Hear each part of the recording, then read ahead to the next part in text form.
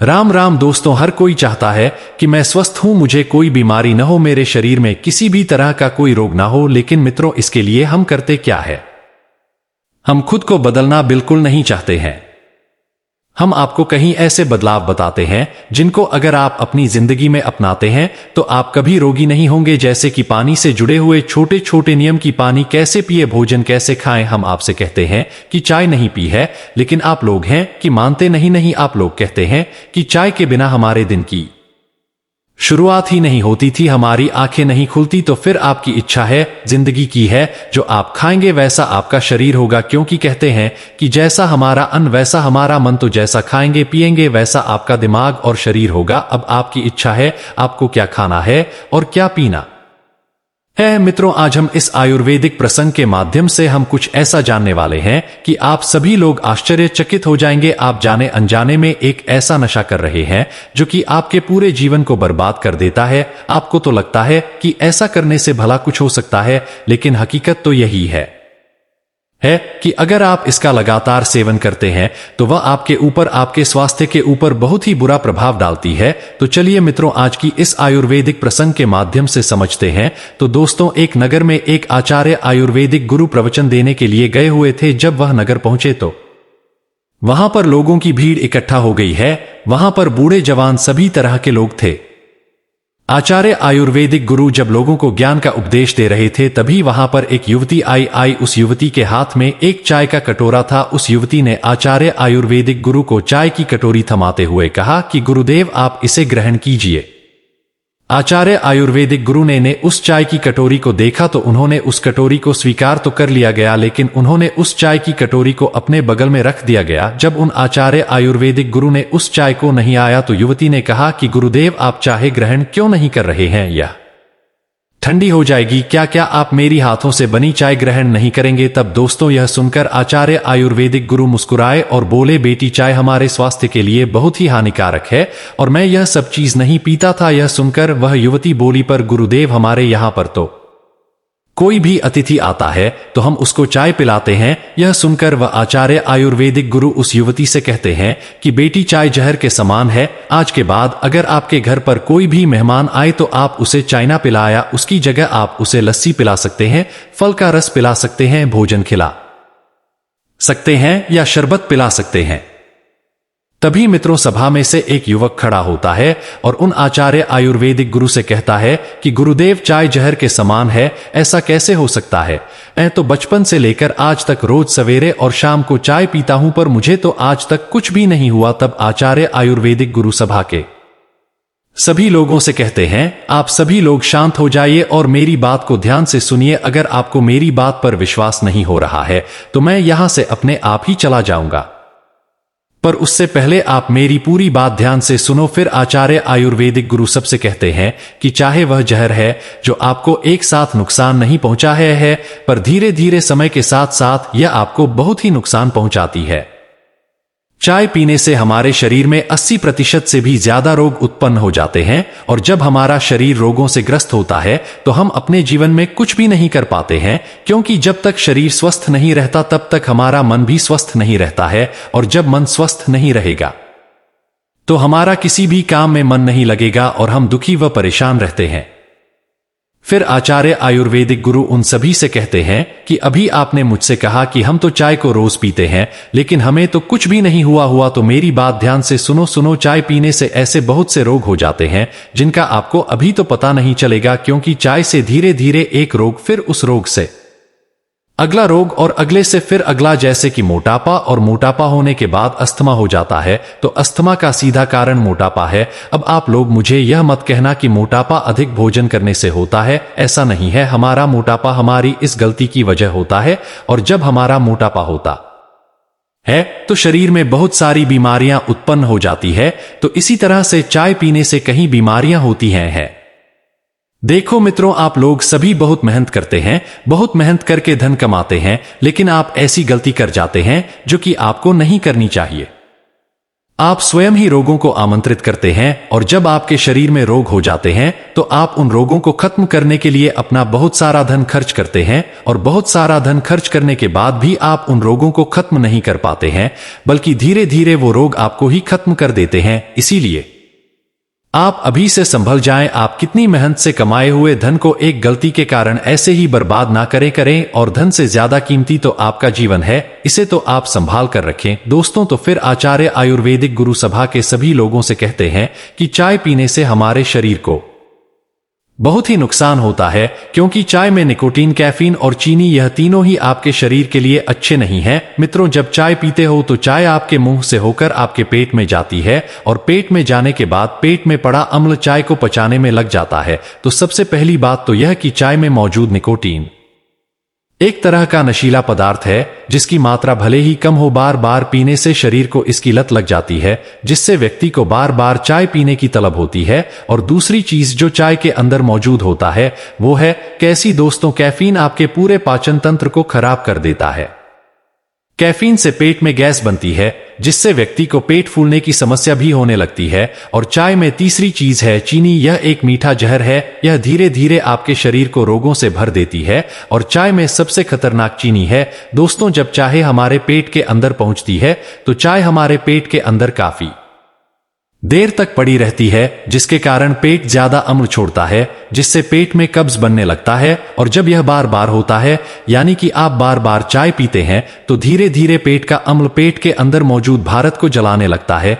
इसे दोस्तों पेट में जलन होती है। आचार्य आयुर्वेदिक गुरु उन सभी से कहते हैं कि सिर्फ पेट ही नहीं, चाय पीने से हमारी आंतों पर भी बहुत बुरा प्रभाव पड़ता है। आपकी आंतों सिकुड़ने लगती है, क्योंकि चाय पेट के अंदर काफी देर तक पड़ी रहती है और पेट अम्ल छोड़ता रहता है। और जब यह चाय आपकी छोटी आंत में जाती है तो वहां पर आमा शायद छोड़ती है और हमारे द्वारा खाए गए खानों को आंतों में जाने से पहले उसे छोटे छोटे टुकड़ों में तोड़ा जाता है और पतला किया जाता है, ताकि उसका कांचन अच्छे से हो सकेगी। लेकिन काफी देर तक चाय पेट में पड़े रहने के बाद वह काफी अम्लीय हो जाती है, जिससे आमाशय उसको अच्छी तरीके से पचा नहीं पाता है और वह अम्लीय ही रहती है। और जब वह अम्लीय हमारी आंतों में पहुंचती है तो वह हमारी आंतों की परत को नुकसान पहुंचता है।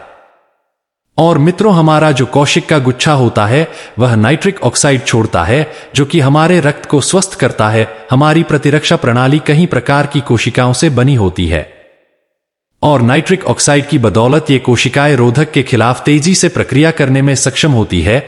नाइट्रिक ऑक्साइड की मात्रा सही करने से रक्त का प्रभाव बेहतर बना रहता है, जिससे अंगों को स्वस्थ रखने में मदद मिलती है और शरीर में बंद हो रही नसों को भी खोलती है। लेकिन चाय पीने के कारण यह कोशिकाएं नष्ट होने लगती हैं और साथ ही शरीर में सफाई का काम कम होने लगता है। और मित्रों, जो चाय आंतों में पहुंचती है तो आप उसे हमारे रक्त में मिला देती है, जिससे चाय में मौजूद अम्ल भी रक्त में मिल जाता है, जिससे आपका रक्त भी अम्लीय हो आता है और फिर वही रक्त हमारे पूरे शरीर में घूमता रहता है। इससे यह अम्लीय रक्त तबाही की परत को नुकसान पहुंचता है, क्योंकि अम्ल का काम ही जलाना है और साथ में यह नसों को भी नुकसान पहुंचता है। आचार्य आयुर्वेदिक गुरु कहते हैं कि हमें सुबह खाली पेट कभी भी चाय नहीं पी चाहिए। आप में से अधिकांश लोग उठते ही सबसे पहले चाय पीते हैं। हमें सुबह चाय नहीं पीनी चाहिए, क्योंकि जब हम रात्रि को भोजन करके सो जाते हैं तो हमारे पेट में कई तरह के पाचक रस बने होते हैं, ताकि जब हम सुबह उठे और कुछ खाए तो हमारा शरीर उससे ऊर्जा ले सकेंगे। लेकिन आप क्या करते हैं और उठते ही चाय पी लेते हैं। दोस्तों, चाय पीने से हमारे शरीर में कई प्रकार की बीमारियां हो जाती है। लेकिन आप है कि समझते नहीं। तभी उस सभा में से एक युवक खड़ा होता है और आचार्य गुरु से कहता है कि महाराज, मैं जब तक चाय नहीं पीता था तब तक मेरी सुबह नहीं होती है। जब मैं चाय नहीं पीता हूं तुम मेरे सर में दर्द होता है। यह सुनकर आचार्य आयुर्वेदिक गुरु युवक से कहते हैं कि बेटा, चाय में कैफीन होता है और कैफीन एक नशीला पदार्थ है जो कि हमारी तंत्रिका प्रणाली पर प्रभाव डालता है। और जब आप चाय पीते हैं तो आपको ऐसा लगता है कि आपका सर दर्द ठीक हो गया, लेकिन आपका सर दर्द कुछ देर के लिए ठीक होता है और मित्रों, जैसे ही उस कैफीन का असर खत्म हो जाता है तो आपका सर फिर से दुखने लगता है। और चाय पीने से हमारे शरीर में लौह तत्व की कमी आती है, जिस कारण से शरीर में खून कम हो जाता है और खून की कमी होने से सर दर्द होता रहता है। और जब आप चाय पीते हो तो कुछ देर के लिए आपका सर दर्द ठीक हो जाता है, लेकिन चाय आपके शरीर में खून की कमी को पूरा नहीं कर पाती है। और जब भी आपका सर दर्द होता है और आप चाय पी लेते हैं और फिर धीरे धीरे यह आपकी आदत बन जाती है और आपका सर बहुत ही ज्यादा दुखने लगता है, फिर दोस्तों आचार्य गुरु सहित सभी लोगों से कहते हैं, क्या आप लोगों में से ऐसा व्यक्ति है जिसे किसी भी प्रकार की कोई बीमारी न हो, लेकिन सभा में एक भी ऐसा व्यक्ति खड़ा नहीं होता है, क्योंकि सभी को किसी न किसी प्रकार का रोग था। किसी को कब्ज की शिकायत थी तो किसी को हृदय संबंधित रोग था। फिर आचार्य गुरु सभी से कहते हैं कि आप सभी लोग एक बार चाय छोड़कर देखिए। मैं कहता हूं आपको कभी कोई बीमारी होगी नहीं और आप चाय की जगह पर कुछ ऐसा भी पी सकते हैं सुबह उठकर, जैसे कि गुनगुना पानी पी सकते हैं, गुनगुने पानी में शहद मिलाकर पी सकते हैं, गुनगुने पानी में अजवाइन मिलाकर पी सकते हैं, पानी में नींबू मिलाकर पी सकते हैं। ऐसी ढेर सारी चीजें हैं जिनको आप सुबह खाली पेट पी सकते हैं और कई बीमारियों से छुटकारा पा सकते हैं। दोस्तों, चाय पीने से हमारे शरीर में अम्ल बनता है और अम्ल उत्पन्न होने से कब्ज बनता है और कब्ज सारी बीमारियों की जड़ है। आपने देखा होगा आपको कई बार गले में अम्लता रहती है, खट्टी डकार आती है, सीने में जलन होती है, यह चाय के कारण होती है। इसके अलावा आपने देखा होगा कि पेट में भारीपन रहता है, आपके शरीर में दर्द होता रहता है और यह इसीलिए होता है क्योंकि चाय पीने से पेट में गैस बनती है और यह गैस हमारी पीठ को भारी करती है। यह गैस हमारे शरीर में दर्द पैदा करती है, घुटनों का दर्द, जोड़ों का दर्द। यह बीमारी भी चाय पीने से ही होती है, क्योंकि मित्रों चाय पीने से हमारे शरीर में अम्ल की मात्रा बढ़ जाती है, जिस कारण से हमारे खून में अम्लता बढ़ जाती है और फिर यही अम्लता हमारे जोड़ों में जमती है, जिस कारण से जोड़ भेजने लगते हैं और आपका शरीर दर्द करने लगता है। इसके अलावा मित्रों, चाय पीने से बाल भी झड़ने लगते हैं, क्योंकि हमारे फोन की अम्लीय होने से हमारे बालों की जड़ों नष्ट होने लगती है, बाल कमजोर होने लगते हैं। तो बाल झड़ने का कारण चाय पीना है और मित्रों, चाय पीने से गुर्दे में पथरी हो जाती है। फिर दोस्तों, आचार्य गुरु सभी लोगों से कहते हैं कि सोचो, गुर्दे की पथरी इंसान को क्यों होती है, किसी जानवर को क्यों नहीं होती है? क्या किसी जानवर के गुर्दे नहीं लगे हैं? गुर्दे तो सभी जानवर के हैं, लेकिन इंसान को ही होता है, क्योंकि इंसान गलत खाता है, इंसान अम्लीय चाय पीता है, जिस कारण से यह अम्लीय चाय हमारे गुर्दे में पथरी बनाती है और चाय पीने से हमारा खून गंदा हो जाता है और इस गंदे खून की सफाई का काम गुर्दे ही करते हैं, क्योंकि गुर्दों का काम ही खून की सफाई करना है। लेकिन मित्रों, इस गंदे खून को साफ करते करते हमारे गुर्दे खुद गंदे हो जाते हैं, जिस कारण से यह गंदगी गुर्दे में पथरी के रूप में जमा हो जाती है और हमें दर्द होता है। और अगर आप गुर्दे की पथरी से बचना चाहते हैं तो आपको चाय छोड़ना होगा। दोस्तों, चाय पीने से इंसान मोटा भी होता है, जबकि आप सभी लोग यही सोचते हैं कि अत्यधिक दिखाना खाने के बाद ही व्यक्ति मोटा होता है, जबकि ऐसा नहीं है। चाय पीने से इंसान मोटा होता है। जब हम चाय पीते हैं तो चाय हमारे खाने को भी अच्छी तरीके से पचने नहीं देती है गया और फिर खाना हमारे पेट में पड़ा रह जाता है और बहुत सारी बीमारियों को आमंत्रित करता है। दोस्तों, चाय हमारे दिल पर भी असर डालती है, जिससे आपको दिल का दौरा भी आ सकता है और दिल का दौरा आने से इंसान की उसी समय मृत्यु भी हो जाती है।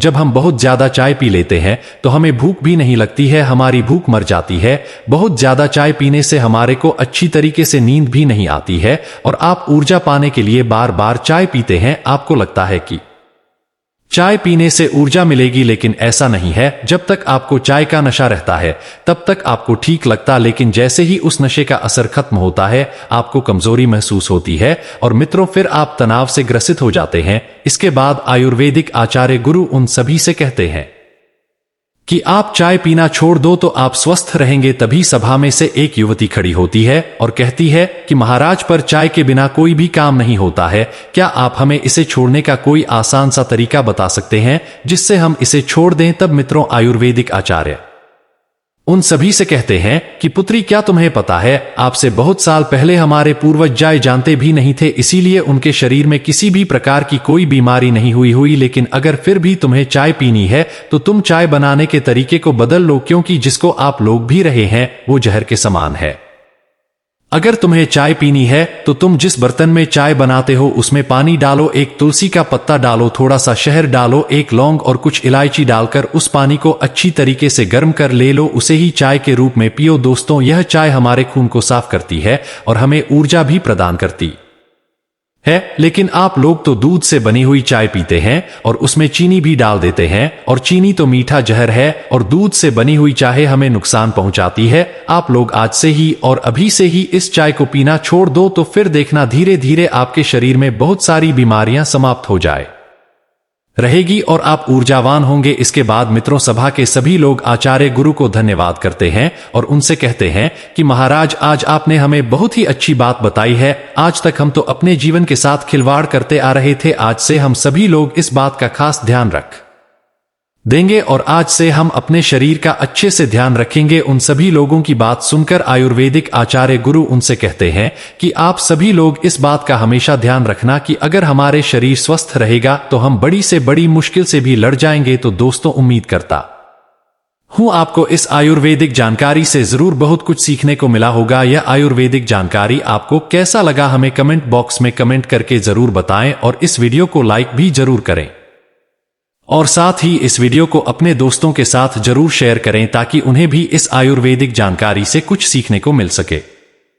और बागेश्वर धाम बालाजी के सच्चे भक्त कमेंट बॉक्स में जय बागेश्वर धाम, जय बालाजी महाराज अवश्य लिखें ताकि बागेश्वर धाम बालाजी की कृपा सदा आपके ऊपर और हमारे ऊपर बनी रहे हैं। और हमारे चैनल प्राचीन ज्ञान को सब्सक्राइब करके बेल आइकन को जरूर दबा दें ताकि आने वाली अगली